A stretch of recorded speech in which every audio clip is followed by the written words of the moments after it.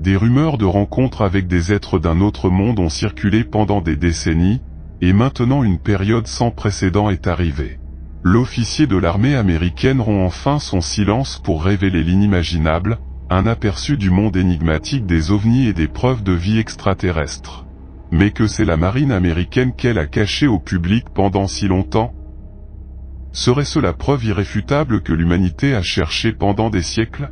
Au cours de cette expédition pas comme les autres, nous démêlons les preuves de rencontres d'ovnis et d'extraterrestres qui ne peuvent plus être ignorées. Le Pentagone a récemment vérifié l'authenticité de nouvelles vidéos et images divulguées montrant de multiples observations d'ovnis par le personnel de la marine américaine. L'une des vidéos divulguées montre 3 ovnis en forme de pyramide planant au-dessus de l'USS Russell en juillet 2019. Les ovnis ont effectué des manœuvres aériennes étonnantes, accompagnant des navires de guerre américains pendant plusieurs jours. L'avion non identifié a montré la capacité de planer dans des vents violents, dépassant les capacités des ballons ou drones connus. Le ministère de la Défense a confirmé l'authenticité des images et mène une enquête en cours sur ces phénomènes énigmatiques. Les documents divulgués reçus par Jérémy Corbell et George Knapp montrent des images non classifiées de réunions conçues pour éduquer la communauté du renseignement américain sur les ovnis dans l'espace aérien restreint. Lors d'un autre incident, dans l'état mexicain de Campeche, des pilotes de l'armée de l'air mexicaine ont enregistré 11 objets volants non identifiés lors d'un vol de surveillance contre le trafic de drogue. Et le ministère de la Défense a publié une déclaration officielle à ce sujet. De plus, une autre observation d'un objet en forme de cube a été signalée à Vineland, New Jersey lors d'un orage. Les témoignages, les données radar et la vidéo corroborent les détails et le SCU a conclu que l'OVNI était d'origine inconnue, sans explication logique de son comportement. Événement dit, la disparition. Dans cette histoire, nous revivrons comment le pilote australien Frédéric Valentich a disparu sans laisser de traces dans des circonstances suspectes. Le 21 octobre 1978, Frédéric faisait partie d'un vol d'entraînement. Pendant le vol, Frédéric a contacté par radio le contrôle de la circulation aérienne de Melbourne pour les informer qu'il était accompagné d'un avion qui volait à environ 1000 pieds au-dessus de lui et qu'il avait également des problèmes de moteur. Le contrôle de la circulation aérienne a répondu qu'il n'y avait aucun avion avec lui, du moins aucun qu'il ne pouvait détecter. Frédéric a rappelé par radio à la salle de contrôle expliquant qu'il était en fait suivi et qu'il pouvait voir un gros avion au-dessus de lui avec 4 phares d'atterrissage lumineux. Il a expliqué que sa première pensée était qu'un autre pilote lui faisait une farce. Mais un vol d'entraînement était un moment terrible pour faire une farce à n'importe quel pilote.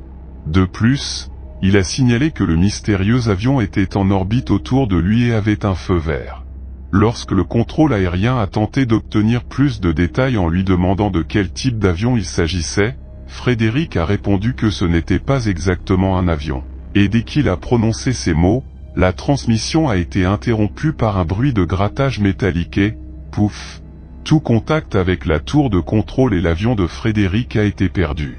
Des recherches maritimes et aériennes méticuleuses ont été menées pour retrouver Frédéric et son avion disparu, car non seulement la transmission a été perdue, mais il n'a plus jamais été revu ni entendu.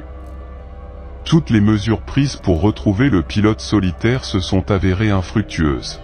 À ce jour, personne ne sait où se trouve ou pourrait se trouver le pilote Frédéric.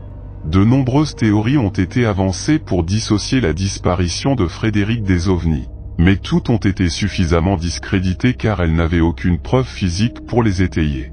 La disparition de Frédéric a été largement attribuée à un ovni, non seulement parce qu'il a disparu sans laisser de traces, mais parce qu'il y a eu de nombreux autres rapports d'observation d'ovnis cette nuit-là dans la même région où il a disparu avec son avion. Ceci, bien sûr, laisse plus de questions que de réponses, mais nous aimons tous un bon mystère. L'incident de Westall.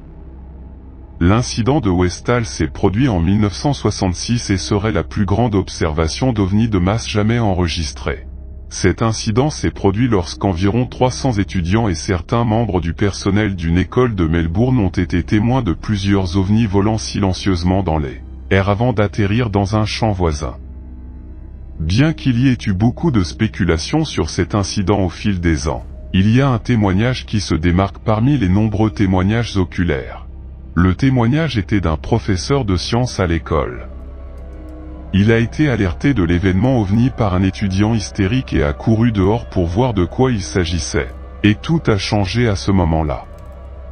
Andrew, le professeur de sciences, était sceptique et considérait les observations d'OVNI comme de simples canulars. Mais quand il a vu ce qu'il a décrit comme un objet de la taille d'une voiture avec une barre de métal dépassant dans les airs, il a rapidement changé d'avis.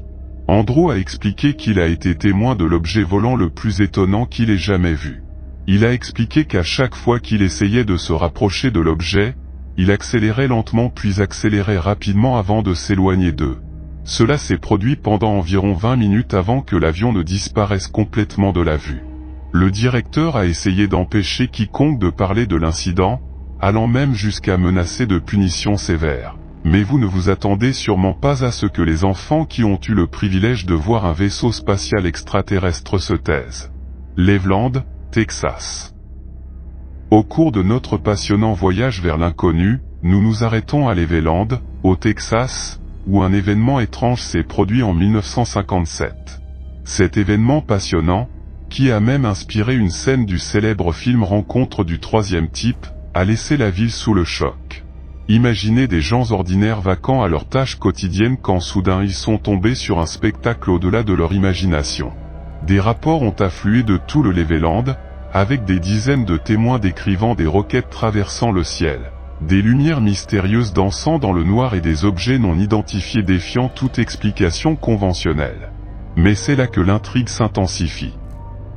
Ces phénomènes d'un autre monde semblaient faire des ravages sur leurs véhicules, provoquant des ratés et des arrêts de moteur, les plongeant dans une obscurité inquiétante. La coïncidence était hautement improbable. Les autorités ont d'abord rapidement rejeté ces récits comme de simples blagues ou des histoires farfelues, refusant de les prendre au sérieux. Cependant, alors que de plus en plus de témoins se présentaient, même les sceptiques ne pouvaient ignorer les preuves accumulées. Le projet Blue Book, une enquête gouvernementale sur les observations d'OVNI, a été appelé pour faire la lumière sur la question. Leur verdict était que cela était dû à un orage et à des boules de feu insaisissables, une explication apparemment raisonnable, à l'exception d'un fait flagrant, aucun orage, tonnerre ou pluie n'a été signalé dans la région cette nuit fatidique. La vague de Belgique. Aujourd'hui, nous mettons l'incroyable Wave of Belgium à l'honneur. Fin novembre 1989, les paisibles citoyens belges vaquaient à leurs occupations quotidiennes lorsqu'ils assistent soudain à un événement qui défie toute explication. Devant leurs yeux apparaît un ovni triangulaire massif suspendu dans le ciel, les laissant stupéfaits et incrédules. Les rapports ont commencé à affluer, racontant cette rencontre impressionnante. Mais voici le choc, malgré de nombreux témoignages, il n'y avait aucune preuve matérielle pour étayer ces affirmations. Les sceptiques doutaient de l'existence de l'OVNI, le rejetant comme une simple imagination ou une exagération. Cependant, le destin nous réservait quelque chose d'extraordinaire. Avance rapide jusqu'en mars 1990 et une nouvelle vague d'observations émerge, cette fois avec une tournure notable. 2 stations radars militaires détectent la présence de ces objets mystérieux, attisant la curiosité des autorités, qui envoient des chasseurs F-16 enquêter sur le phénomène. L'intrigue s'épaissit lorsque les pilotes sont incapables de voir quoi que ce soit visuellement, se fiant uniquement à leur radar pour suivre les cibles insaisissables. Étonnamment, ces ovnis présentent une vitesse inimaginable, laissant les pilotes émerveillés et ayant du mal à suivre. L'impact de cet incident ne peut être sous-estimé, car environ 13 500 personnes ont été témoins de cet événement extraordinaire, ce qui est en fait l'une des observations d'OVNI les plus largement vécues et documentées de l'histoire moderne. L'armée de l'air belge, incapable de fournir une explication concrète, a reconnu la présence indéniable d'une activité inconnue et a choisi de ne pas ignorer le mystère qui se déroule.